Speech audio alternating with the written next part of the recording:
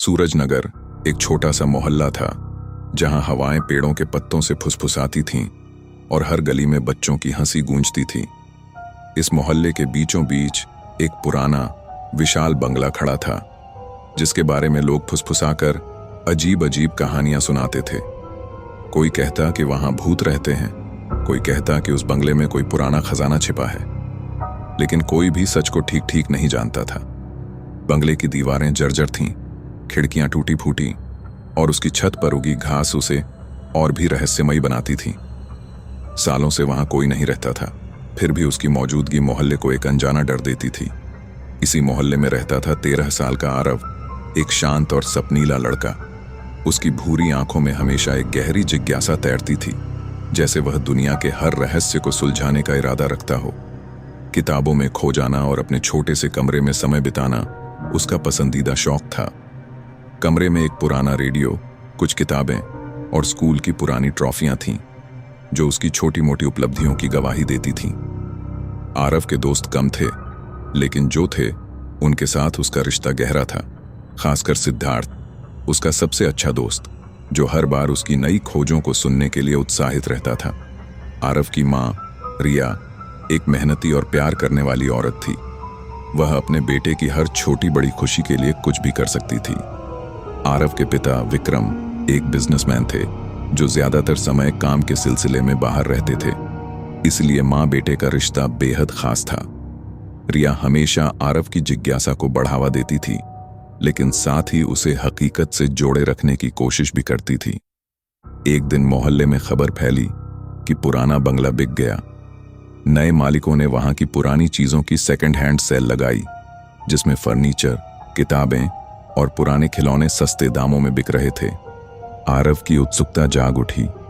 उसने रिया से जिद की कि वह उसे सेल में ले जाए।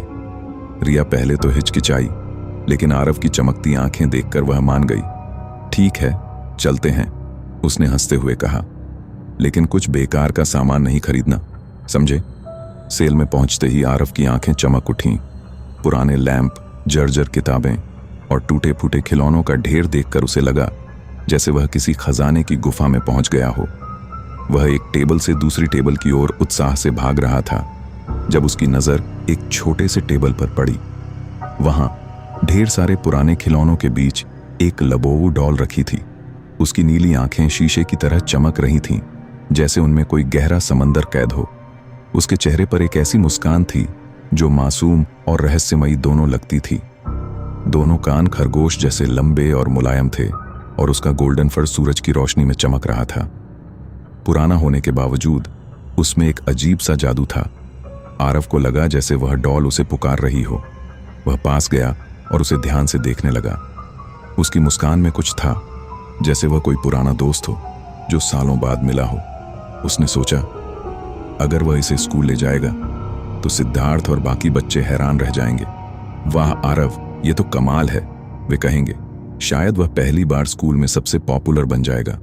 उसने रिया की ओर देखा, आंखों में एक मासूम जिद। माँ प्लीज, ये लबोवू ले लो ना। रिया ने पहले मना किया। ये पुराना है बेटा, नया ले लेंगे। लेकिन आरव की चमकती आंखें और उसकी जिद भरी आवाज देखकर उसका दिल पिघल गया। उसने सेल के मालिक से मोलभाव किया और आखिरकार लबोवू खरीद लिया। आरव खुशी से उछल पड़ा। थैंक यू माँ, उसने कहा और लबोवू को सीने से लगा लिया। घर लौटकर आरव ने लबोवू को अपने कमरे के शेल्फ पर सजा दिया, जहां उसकी किताबें, पुरानी ट्रॉफियां और छोटा सा रेडियो रखा था। उसने होमवर्क शुरू किया, लेकिन उसकी नजर बार बार लबोवू पर जा रही थी। उसकी मुस्कान में कुछ था, जैसे वह उसे देख रही हो, उसे बुला रही हो।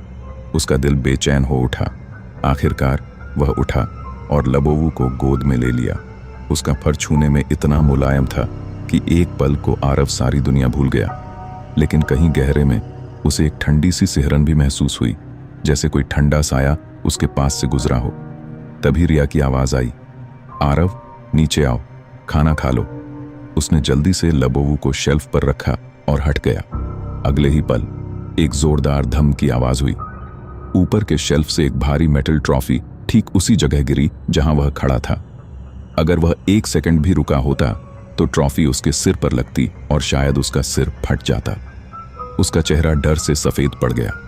उसने कांपते हाथों से ट्रॉफी उठाई, वापस रखी और मां की डांट से बचने के लिए चुपचाप नीचे चला गया। रात को बिस्तर पर लेटे हुए वह सोचता रहा, यह संयोग था या कुछ और। उसकी आंखें बार बार लबोवू की ओर जा रही थीं, जो शेल्फ पर बैठी उसे देख रही थी।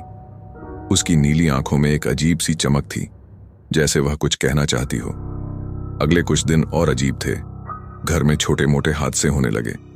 एक दिन रिया ने देखा कि किचन का ग्लास टूटा पड़ा था, बिना किसी वजह के। दूसरी रात लिविंग रूम का बल्ब फट गया और चिंगारियां बरसने लगीं। हर बार जब आरव लबोवू के साथ खेलता, कुछ न कुछ गड़बड़ हो जाती। एक शाम वह अपने कमरे में लबोवू को गोद में लिए बैठा था, तभी किचन से रिया की चीख सुनाई दी।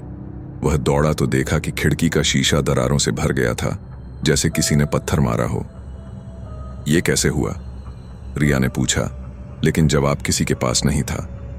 आरव का दिल बैठने लगा। उसे अब लबोवू की मुस्कान डरावनी लगने लगी थी।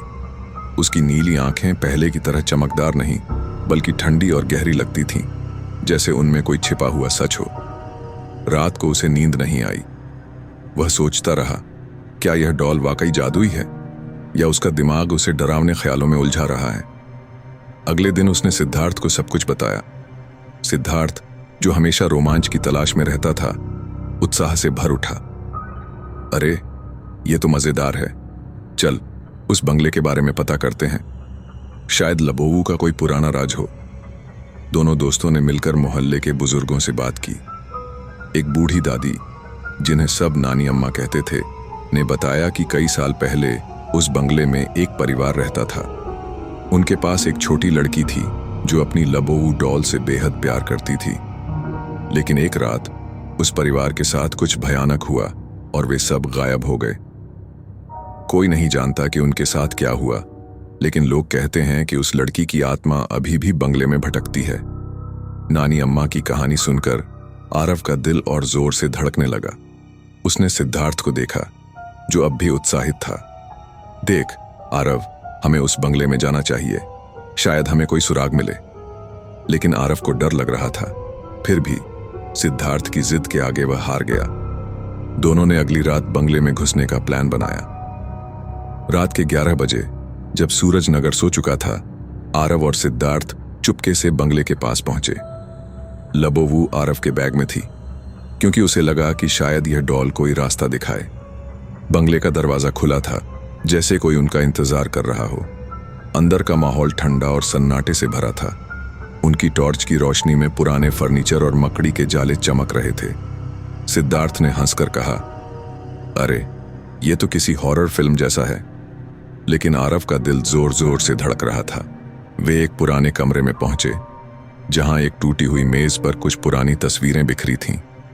तस्वीरों में एक छोटी लड़की थी, जो लबोवू को गोद में लिए मुस्कुरा रही थी। आरव ने लबोवू को बैग से निकाला और तस्वीर के पास रखा। तभी कमरे में एक ठंडी हवा चली और टॉर्च की रोशनी टिमटिमाने लगी। सिद्धार्थ ने डरते हुए कहा, यह क्या हो रहा है यार?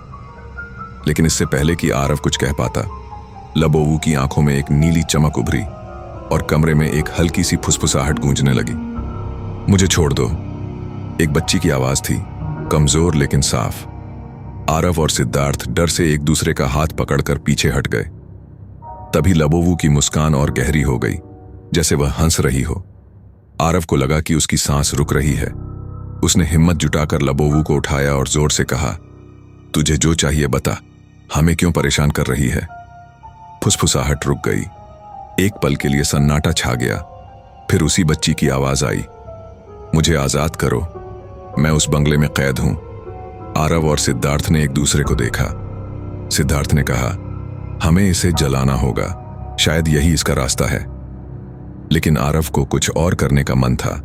उसने लबोवू को गोद में लिया और कहा, हम तुझे आजाद करेंगे, लेकिन पहले हमें सच बताना होगा। रात को घर लौटकर आरव ने रिया को सब कुछ बताया। पहले तो रिया को यकीन नहीं हुआ, लेकिन आरव की डरी हुई आंखें देखकर वह चुप रही। उसने नानी अम्मा से बात की, जिन्होंने सलाह दी कि लबोवू को किसी पवित्र जगह पर ले जाकर उसकी आत्मा को शांति दी जाए। अगले दिन रिया और आरव एक मंदिर गए, जहां एक पुजारी ने लबोवू को देखा और कुछ मंत्र पढ़े। उसने कहा, इसमें एक बच्ची की आत्मा है जो अपने परिवार की त्रासदी से बंधी है। इसे गंगा के किनारे प्रवाहित कर दो। आरव और रिया गंगा के किनारे गए।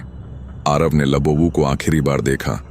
उसकी नीली आंखें अब शांत लग रही थीं, जैसे वह भी आजादी की उम्मीद कर रही हो। उसने लबोबू को पानी में छोड़ा और जैसे ही वह बहने लगी, एक हल्की सी चमक पानी में फैल गई। आरव को लगा जैसे कोई उसे धन्यवाद कह रहा हो। घर लौटकर आरव ने सिद्धार्थ को सब बताया। सिद्धार्थ ने हंसकर कहा, यार, तूने तो भूत को भी भगा दिया। लेकिन आरव के दिल में एक अजीब सी शांति थी। उसे अब लबोबू की मुस्कान डरावनी नहीं, बल्कि मासूम लग रही थी। उसने सोचा, शायद हर रहस्य का जवाब डर नहीं, बल्कि समझ और हिम्मत है। दोस्तों, ये रही आज की कहानी। आपको ये कहानी कैसी लगी? हमें कमेंट करके जरूर बताएं। कहानी पसंद आई हो तो वीडियो को लाइक करें और चैनल को सब्सक्राइब करें। इसी तरह की कहानी सुनने के लिए हमारी हॉरर प्लेलिस्ट को भी चेक करना ना भूलें। अगर आपके पास कोई हॉरर कहानी है तो हमें हमारे ईमेल एड्रेस पर भेजना ना भूलें। हमारा ईमेल एड्रेस fizi5988@gmail.com है। जल्दी मिलते हैं एक नई कहानी में। तब तक अपना ख्याल रखें। धन्यवाद।